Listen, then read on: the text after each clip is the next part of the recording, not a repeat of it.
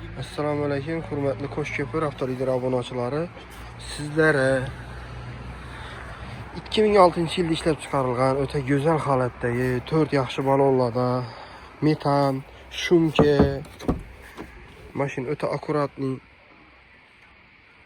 Mashinani to'g'ri himchisiga qilingan, tayyorlangan, lekin men mashina umuman gap topib bilmadim to'g'risi. Mashina dum kim tayyorlagan bo'lsam, eli gözü dert yurmasin, o'ta chiroyli holatda tayyorlabdilar.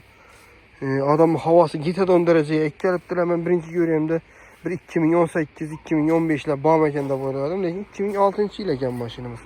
Tan narxına keladigan bo'lsak, mashinamizni 36 million so'm aytib turibdi. Bize üzlerimiz baha koymuyoruz, bilasizlar. Bu bahani egeni üz aytib turibdi. Premoy egesi bilan gaplashtiraman, gelip savdolaşıp alsangizlar bo'ladi. Yani 36 milyon so'mdan qaytib beriladi. Kelasizlar, egesine telefon beramiz. Bizning haqqimizni egesini o'zi chiqarib beradi. Sizlardan bir so'm pul olmaymiz. Qo'shko'pir avtoliderda xizmatdamiz. 24 soat xudo xolasa kelaveringlar. 24 soat kelib mashin ko'rib olib ketsangizlar bo'ladi. 12dan keyin ishlaymiz ya 12dan ishlaymiz degan gap yo'q.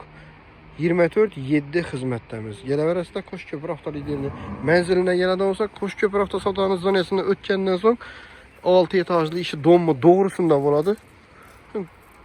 Butkada o'tiramiz. Mashinalarimizdan vibrlarimiz ko'p. Bunda bir Cobalt'imiz geldi mi? Hozir qo'yib beramiz, xudo xolasa. Bom 2020-yilda ishlab chiqarilgan salondan bir kolab minilgan mashin. O'ta zo'r mashin. Buni ham qo'yib beramiz hozir.